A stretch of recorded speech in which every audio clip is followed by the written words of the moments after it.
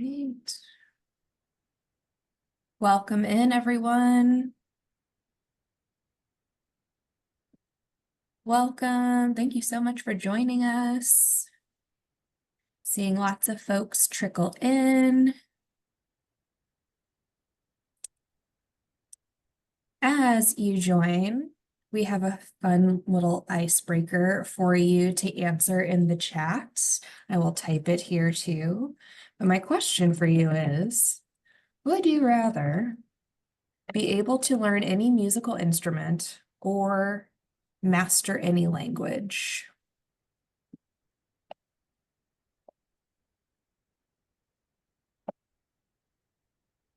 Musical instrument or language?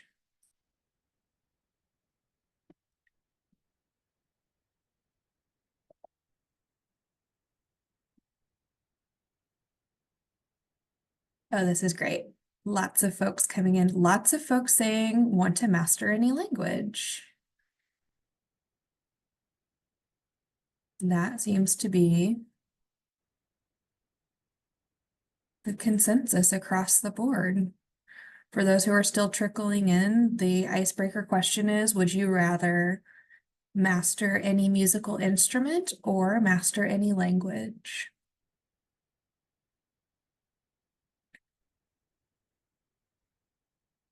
All right.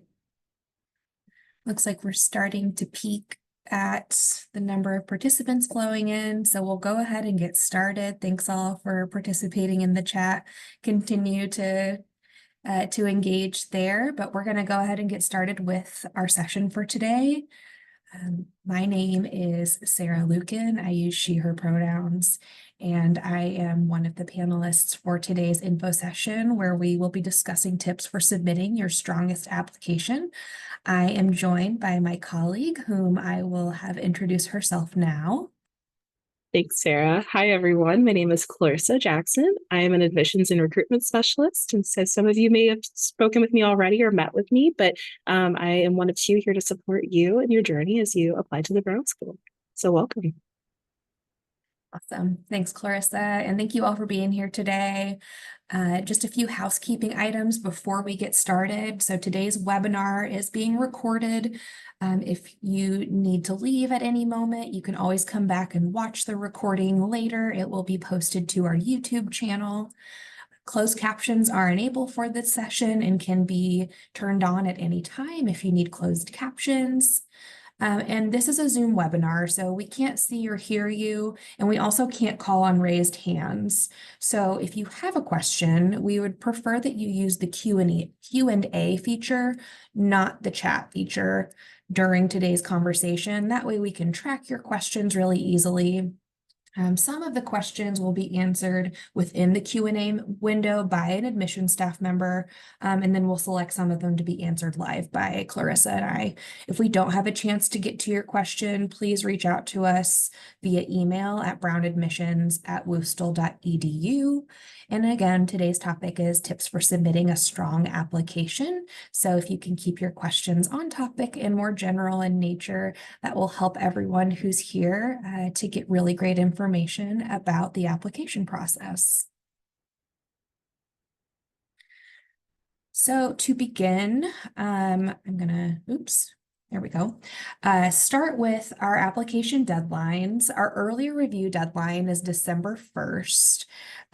This is the review deadline to keep in mind if you are wanting a couple things to get a decision back early from us, so by February 1st, and then also priority consideration for scholarship. And we'll talk about that throughout this session. So any questions about that, let us know.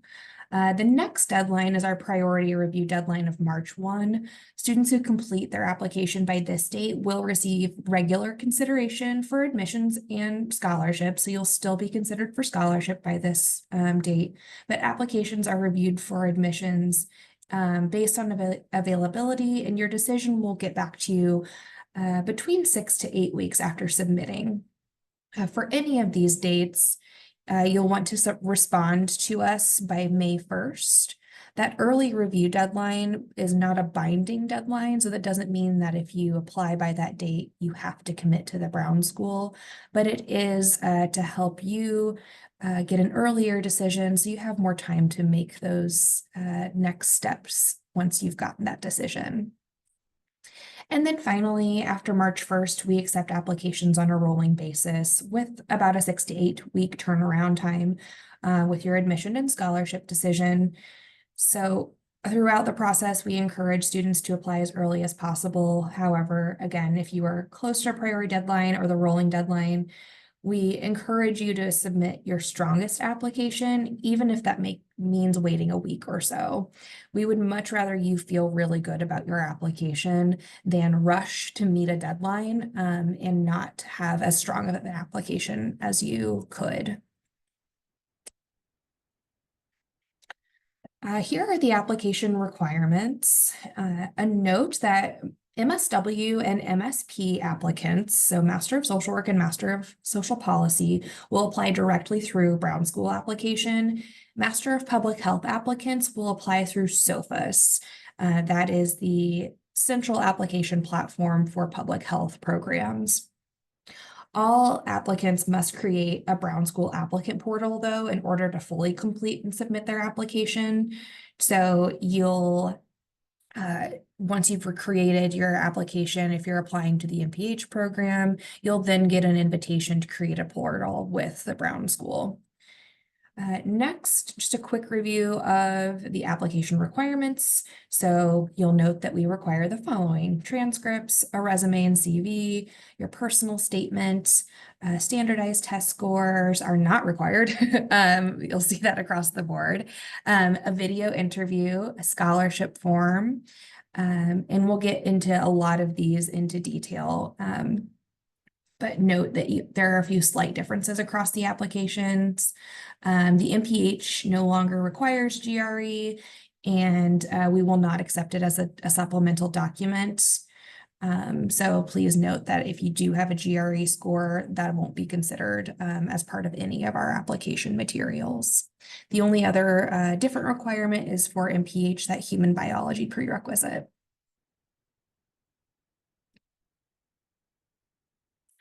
All right, so for our international applicants, you do have some additional requirements. Applicants who have completed or are in the process of completing a prerequisite degree outside of the United States or in English or outside of English-speaking Canada must submit their academic records to a US-based evaluation service.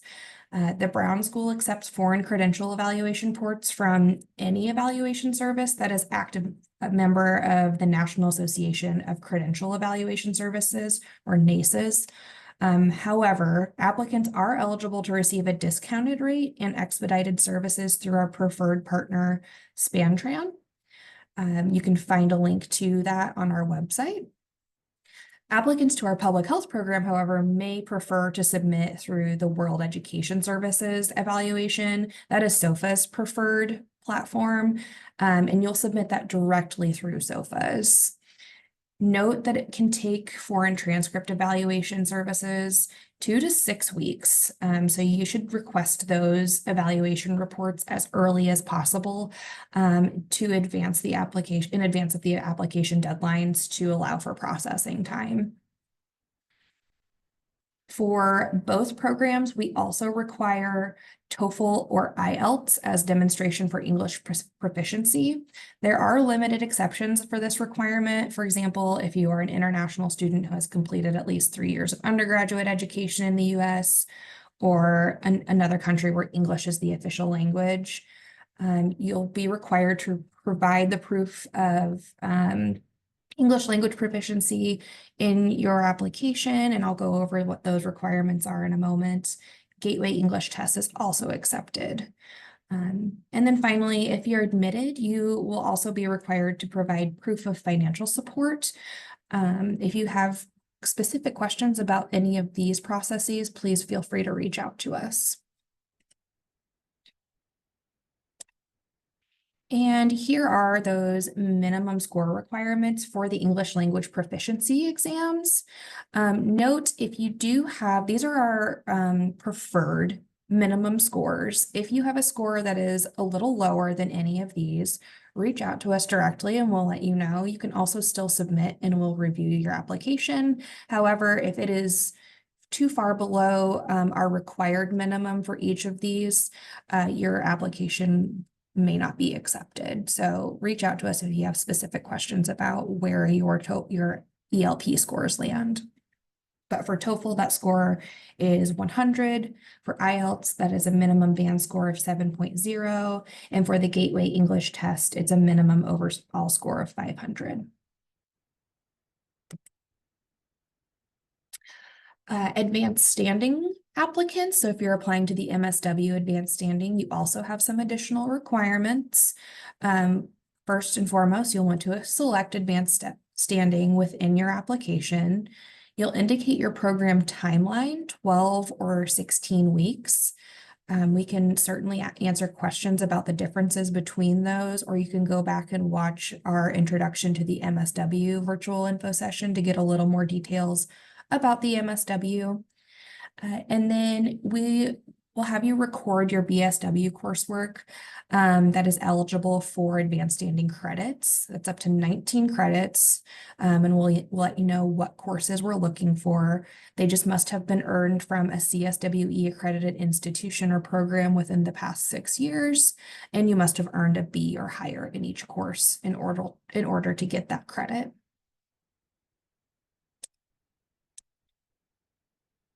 Oops, I guess I had a little out of order slide. Sorry about that. All right, and then international BSW applicants. So applicants with a bachelor's degree in social work from an international institution must also complete the CSWE International Social Work Degree Recognition and Evaluation Service. This helps us to evaluate whether or not your degree is equivalent to a US BSW. Again, you'll want to start this process as soon as possible because it can take for ISWORDS, it can take up to 45 days to receive a determination letter. When you're requesting this, you'll list the Brown School mailing address in the determination letter section of your application. So if you have questions about that, please reach out to us. All right, you may be interested in applying to a dual degree. There is a dual degree within the Brown School, an MSW MPH. And so for those applicants, you will need to apply to each program separately, and you'll be admitted to both programs in order to enroll in the dual degree. You only need to do one video interview though, and you also only need to submit one supplemental scholarship form for a dual degree. If you're unsure if you want to do a dual degree, you can apply to one program now, and then you can apply to your first year and during your first year to the other program. But it is an option to apply to both at the same time. And then if you are applying to dual degrees with other schools, and here are all of the different dual degrees that exist across Washington University with our MSW and our MPH programs, you will again need to apply to both programs individually, and you must be admitted to both. Financial aid and scholarships are also going to be different for each of the programs. And so you'll want to connect with the other school that you're applying to understand their application processes and also understand what type of financial aid or scholarship they provide for their part of the program. When you're applying to the Brown School, you'll also want to indicate that you are applying to a dual degree program with one of these other schools in your Brown School application.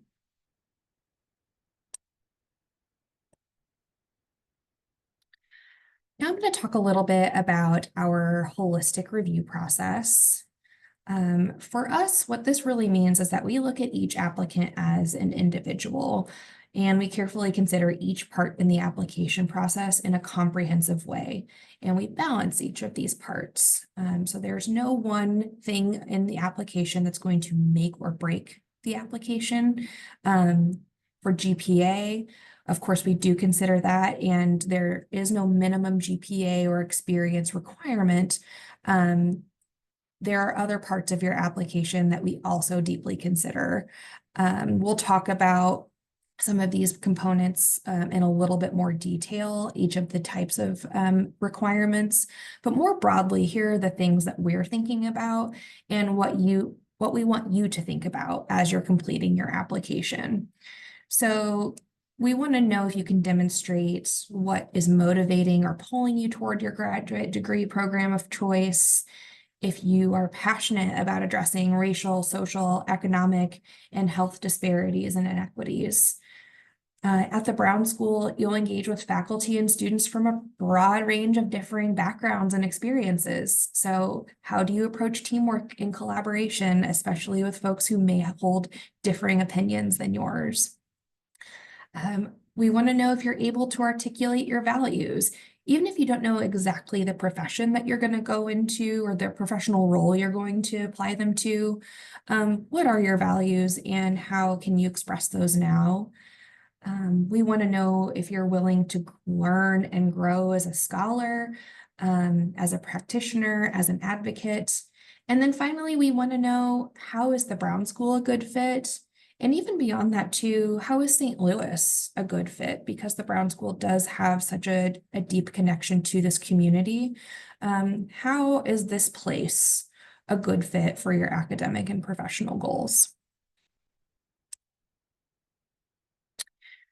So holistic review is designed to build a community of individuals whose unique set of personal experiences, leadership roles, and professional aspirations will flourish within and enhance our outstanding community of activists, advocates, and leaders who are all guided by a social mission. There isn't one type of Brown School applicant or even a student. And we had a lot of questions submitted beforehand, wondering what it takes to have a strong application. We're going to talk about the tips for each type of application requirement, and I'm going to turn that to Clarissa next. But just know that we really are looking to build a community of really diverse folks. And so your unique set of experiences and backgrounds are going to be looked at holistically and valued through our admissions process. All right, and now I will turn it to Clarissa to talk about some policies and then get into each application requirement. Awesome. Thank you, Sarah. So before we start getting into the individual pieces of the application and tips for those, we do want to just give a slide here about the Brown School's AI policy. And so with this policy, we're looking for your own original writing and responses throughout the application, not responses that were written by AI or any other external sources. And really our goal with this is that we do want to get to know who you are as you are when you apply. And so we want to be able to look at your verbal and written communication skills and making sure that it meets the standard to excel in our academic environment. When we get into AI, that can kind of lead into concerns of academic integrity and also concerns about your success in our program long term. So to the extent that you can just be yourself and not rely on tools such as AI. This is also part of our Kira Talent platform. So this is what we use for our video interview requirement, and it will automatically flag any suspicious activities that are monitored on an application's assessment. Some of these activities that might be suspicious are unusual typing speeds, browser refreshes, plagiarism, and unusual time to complete the application. So please, we'll go into the criteria for that. So following that criteria is the best thing you can do. And also we ask that you not copy and paste any text into the text fields in the Kira assessment, as well as not refresh the page when you're completing your video interview. Should any of your application materials be flagged for suspicious activity, your application will be reviewed on a case-by-case basis. And if it is deemed legitimate, we do reserve the right to dismiss your application. So with that out of the way, I'll move into the personal statement. The personal statement is designed to give you room to share why you're applying to our programs. And so as you'll see on the screen, some of the prompts that we have with that application for personal statement is significant factors influencing your decision to pursue your degree, relevant leadership experiences that will contribute to your overall success as a grad student and in the profession, career goals and commitment to social changes, and specific reasons the Brown School is a good fit for your educational and professional needs. And so other things that we would consider, encourage you to think about and consider as you write all of this in your own words is ask yourself why you're applying to the Brown School. Why is an MSW, an MPH, or MSP application important now? What makes the Brown School the best program for you as well? And I would say not just the Brown School, but also St. Louis as a whole. The Brown School does have a commitment to working for, with, and in St. Louis. So understanding your perspective of St. Louis and how you'd like to fit in would be great. Also, after you graduate, how do you anticipate using your MSW, MPH, and or MSP to help create positive impact in the communities that you want to help? So again, this is the time that we say advocate for yourself. This is your time to share your own story, your own commitment to the field, your own experiences with diversity, equity, and inclusion. So please be yourself and take the time to put that in. I know 2 pages is really short, but being able to concisely talk about that is important. And also we would just recommend that you reread the essay before you submit it. Feel free, even though AI is off the table, ask a close friend or an acquaintance to read it for you and just make sure it really conveys what you want us to know about you before you submit. Next, I'll talk about letters of recommendation. So all applicants will need to submit 2 letters of recommendation. And so students often ask, who is the best person for these letters of recommendation? If possible, we suggest that you have at least 1 academic recommendation as well as a professional recommendation. And when thinking about who exactly should do this, the number one advice I give to folks is thinking about what if I get the best person at my school to do it? Maybe a dean, maybe the leader of a coalition, someone who has a high title. But as Legally Blonde the musical taught us, sometimes even if you get a recommendation from the Pope himself, that's great and that's cool. But if the Pope can't speak about you, your accomplishments, your ambition, your talents, that's going to mean not as much as someone who could really talk about who you are, why you're ready for the next step in your education or in your professional development, to talk about your curiosity and rigor and the leadership and collaboration that you have. So we really want you to be thinking about folks who can really speak to not only your academic and professional experiences, but also you and your passions. But if you've been out of school and academia for some time, we recommend reaching out to past supervisors who can speak to your strengths in rigorous work environments. And it is helpful if you know your recommender at least a year or longer, so they can really speak about you and your ability to take on the Brown School and be a good fit. Next, I'll talk about transcripts. And so there are different transcript processes for the MSW, MSP, and MPH programs, and I'll just give a quick overview of those now. For MSW and MSP applicants, for domestic students, you can upload an unofficial transcript as long as you are from an institution where 6 or more credit hours have been earned, or a U.S. institution was the place that you graduated from. You can upload these yourself into your application. For our international students, though, please note that you will need to use a foreign transcript evaluation service for your for your transcripts. And please note that if you are admitted and choose to enroll, you'll need to receive, or we will need to receive, your official transcripts, and that will be from the university that you attended. They will send those transcripts directly to us. For the MPH program, you will be applying directly through SOFAS, and so SOFAS will require your official transcripts to be sent. Please note that you will never need to send those transcripts to the Brown School directly. And if your degree was in process at the time of applying, you'll just need to submit an official transcript before you start your studies here at the Brown School. And again, Sarah mentioned this earlier, but many of our applicants want to know if there's a minimum GPA or a GPA that we look for. We do aim for our applicants to at least have a 3.0 out of 4, but again, this is not a cutoff. We review every single application and review it holistically and completely.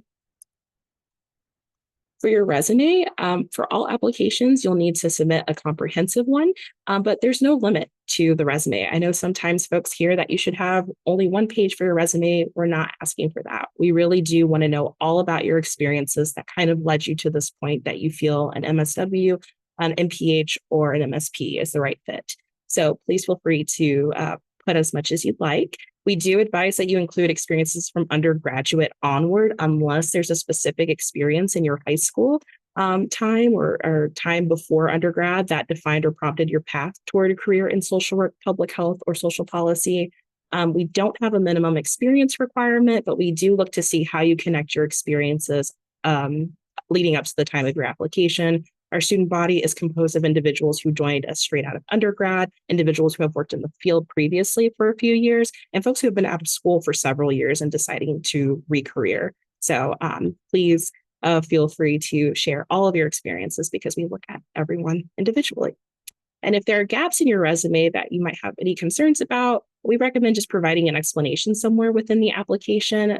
This could be in your personal statement, somewhere on your resume, or even in our extenuating circumstances section as part of your application. Some examples that folks have used in the past, just thinking about COVID, some folks were sick, some people had to be caretakers. So if there was something that happened that kind of created an extenuating circumstance with your schooling or even having to take gaps, feel free to put that in as well.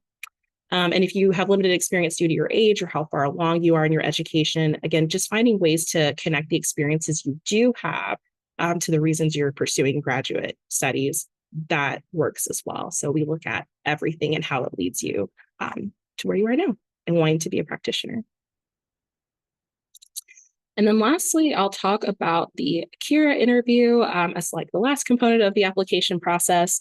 This is an online video interview. And the reason why we chose this is that it gives us an opportunity to get to know a little more about you. And so you'll get an interview application link for Kira after you've submitted your program application. And this interview allows us to meet you virtually and gain a clearer sense of all you hope to achieve at the Brown School while offering you a chance and a space to expand on the information shared in your application. You will access the interview online on your own time from a computer equipped with a webcam and a microphone. And please know there are no wrong answers to the questions you'll be asked in the interview. This is just you speaking from what you know in your own experiences and us just being able to see that in real time. So this is a 5-question pre-recorded interview. With MSW MSP, you'll receive a personalized link straight through your WashU graduate admissions portal. For those submitting through SOFAs, you may experience a little bit of a delay, but you will also receive a link to create an account with our graduate admissions portal so that you're able to see that interview link. But just please know that it may just take a little bit longer than our MSW and MSP applications. As you can see, this is a screenshot of the interview platform we use. It is self-explanatory and we hope welcoming and engaging for all of you to do. We also do have additional instructions on our website. So if you do run into any issues with Kira, feel free to check our website or reach out to us directly. And you will be able to take practice interviews before you do your official ones. So take as much time as you need to prepare for that. Other tips. Like I said, you'll have unlimited practice questions until you're ready for the formal interview. And again, there are no right or wrong answers. This is just understanding your excitement and what motivates you to do this work and being able to see you in real time and make that determination. And then usually folks will complete this in about 20 to 30 interview. The most important piece about Kira is that once you start, you have to finish it. You have to finish in one sitting. So please make sure that you have at least that 20 to 30 minutes time to sit down and devote to the Kira interview to give your best answers. And remember that your own original answers are what we're looking for, not responses generated by AI. And that is something that we will be looking for. So just be yourself. That's the best advice I can give. And then the last part I will talk about is the scholarship form. And so the scholarship consideration form must be submitted at the same time you submit all other application materials. And we do want to just note that requesting aid does not impact admissibility at all, at all. And so if you, we encourage everyone to do that. And when you do your scholarship consideration form, also feel free to share as much or as little as you want about your own circumstances so that we can take that into account. Scholarships are need-based and merit-based. So that's why we want you all to have that space to talk about yourself. One thing we're really excited about to share is that all students requesting scholarship support will receive some type of award. And these scholarships are partial tuition awards only. So just know going into that, but these are partial tuition awards. For MSW and MSP students, the form will be included in your Brown School application. And then for those folks who are interested in the MPH program, the form will be included in WashU's graduate admissions portal, and instructions will be provided after you submit your SOFIS application. And then, yeah, if you haven't gotten started, but you've listened to our presentation and you're really excited, we would love to see your application. And we provided some QR codes here to start that process. And as Sarah said, after you submit, you will likely have about a 6 to 8 week wait time for a decision. And then for those that do the early decision, you'll know by February 1st. If you're still interested in learning more about the Brown School, one, we have our application deadlines just right there bolded so you have them, but also we will have a upcoming virtual info session where you can ask us anything. So we hope to see you then. It'll be on November 13th from 12 to 1. All right. And last but not least, if you do have more specific questions about your own application or about the Brown School, and if it's the right fit for you, we are more than open to meeting with you at any time, both virtually and in person. So if you do email us at brownadmissions@wusul.edu or scan the QR code provided, we can definitely work with you to set up a campus tour, connect with an admissions specialist, or begin and check on your application. All right. And that is it for our presentation. So I will open it up for questions. Awesome. Thanks, Clarissa. That was a lot of information. So I'm sure you all have lots of questions, and I do see tons that have poured through in the Q&A. We also have a few that were submitted beforehand that I'll try to sprinkle in as well, but we've got about 15 minutes. So let's get through some of these questions. The first one, are admission decisions sent via mail or email? Great question. You'll get an email from us with your admission decision. You'll get an email from the grad admissions portal, WashU's grad admissions portal, letting you know that you have an admission decision available, and then you'll need to log into your portal to view the actual decision letter. So you'll be able to see that in its entirety once you've logged back into your portal, but you'll get access to that as you start the application process. So you can check in there at any time for next steps. There's a checklist. There's a lot of really helpful tools and insights in the portal, but that is where you will access your admission decision letter.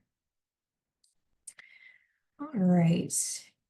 The next question, and Clarissa, if you want to like go back and forth on these, I'll ping pong this one over to you.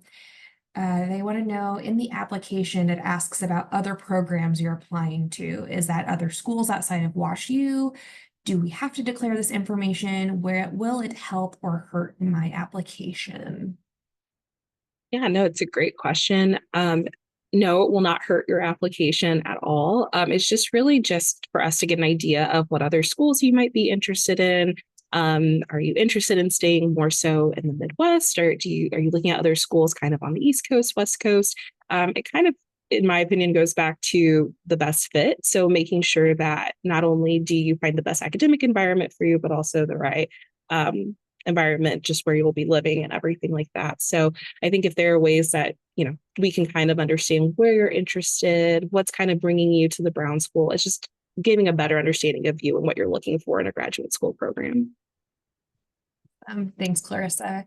And to note too, it's not required that you declare this information, so you don't have to, but it, like Clarissa said, it will not hurt your application by any means.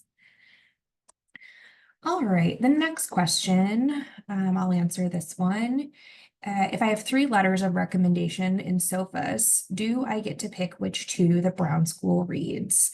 Great question. So most typically, our reviewers are going to read your first 2 letters of recommendation, the first 2 that are in the application. So I believe they show up in the order that you've submitted them. However, if you have concerns about that, or like these are the two that I'd like to prioritize, reach out to us and we can do our best to make note of that for the review committee so that they know which ones you'd like to prioritize. But I believe it's usually the first two that are listed in your application that we will review. All right, the next question is, do you have thoughts on when or how to include service industry work on our resumes? That's a really great question. Clarissa, do you want to handle that one? Of course. So I think that there are so many good experiences that come from the service industry that you can definitely relate to the application and your experiences. So I would say, in those service industry, were you a manager? How did you interact with folks that you were serving, or just even thinking about how you worked on a team together? How did you help manage the workload and things like that? So I would say definitely mention it as part of your breadth of experience, whenever that was. I don't think there's a time limit necessarily. Again, we look for that kind of the after high school experience, but certainly if there was something that happened in that high school time that you'd like to talk about and show, that would work as well. So definitely the ways that you can think about what did I do in this work that can kind of connect to skills I would use as a social worker, connecting with people, managing tasks, managing different duties and whatnot. I think that all counts towards it. But would you add anything else, Sarah? Yeah, no, I completely agree with that. I think, again, as part of like our holistic process, like we want to know all of the experiences that you've had. And I think there are really intentional ways that you can tie any sort of experience to the things that you'll do well at in graduate school, or the things that you'll do well at within the profession you'd like to go into. So those are things to keep in mind as well. You can kind of tailor that story a little bit to help us understand how you've connected your experiences with what you want to do next. All right, let's see. Next question.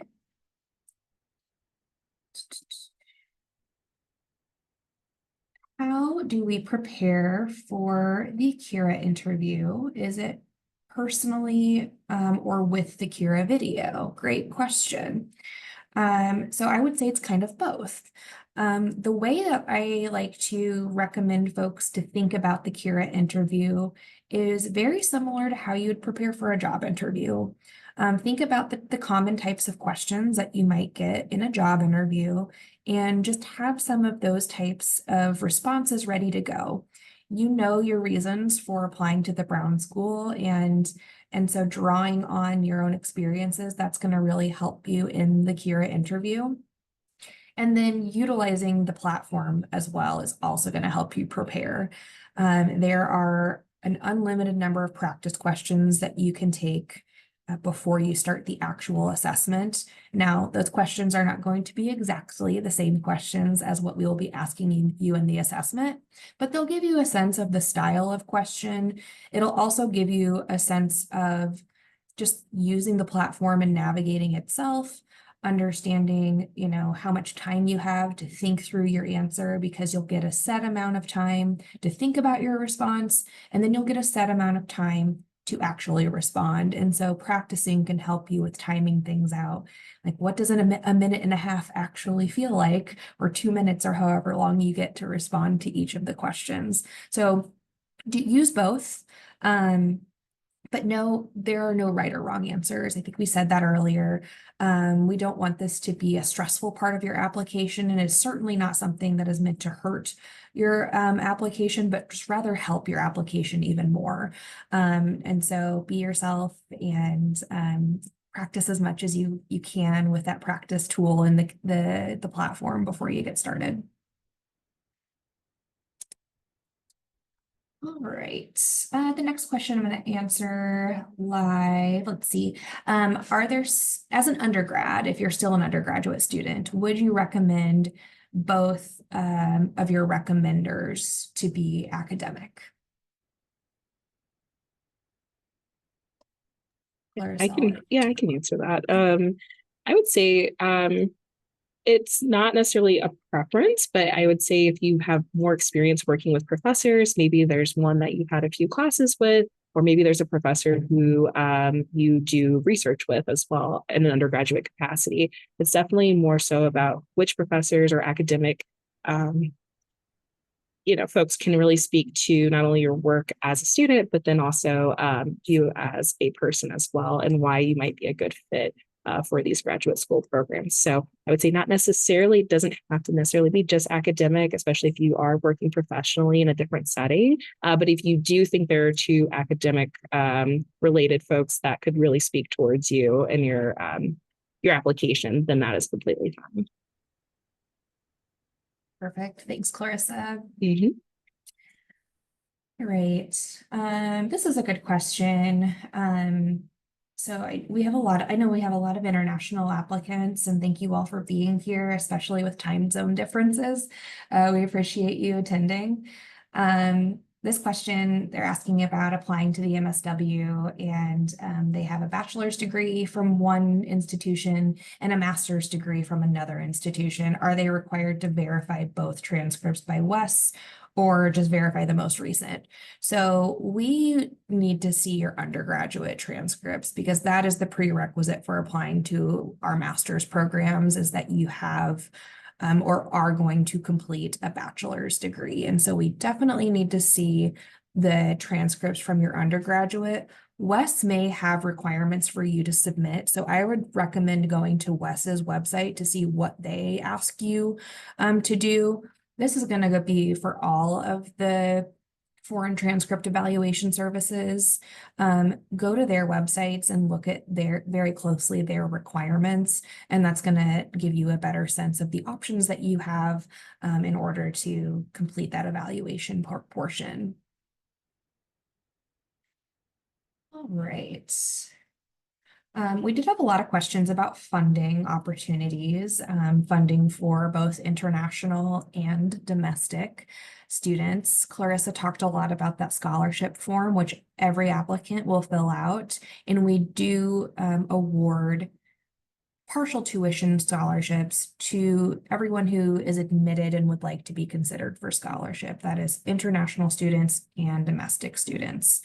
Of course, we know that everyone is going to have a unique financial situation and might have other needs beyond what is awarded by the institution. And so there are a number of different other funding opportunities that you can seek out. If you want to reach out to us, or we can link it in the chat, other ways that you can source, funding opportunities for the program. We've got some resources on hand, and then we can kind of share some things with you as well. But just to be clear, everyone who's admitted to the program, whether you're an international student or a domestic student, will receive some form of partial tuition scholarship from the Brown School. Now, those award amounts range, and they range based on a variety of different factors that we're considering. And we, as a school, have committed to awarding as equitably as possible. And so we're looking at both merit-based factors, so the strength of your application, but also need-based factors too, so your unique financial situation and needs.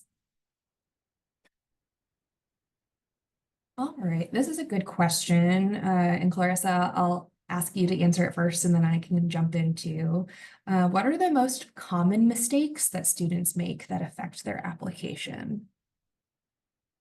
Oh, this is a good one. Let's see. I would say possibly biggest mistake is I think the graduate school is definitely a next step for a lot of folks, but maybe not always being able to articulate that well, or not having as much direction.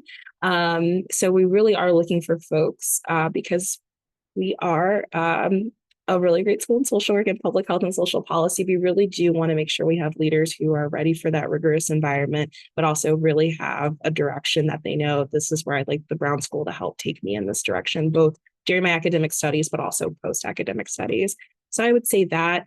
Also, again, we really do tout our Driving Equity 2030 plan. And really that is about being for, with, and in St. Louis. So I think also if folks are not able to really talk about how they see equity and also how they would want to promote that during their studies and afterwards. I think that's something that we just also do put a lot of emphasis on and really look for with our applicants. So maybe not necessarily a mistake, but just things that maybe might be missing that really just connects that fit piece.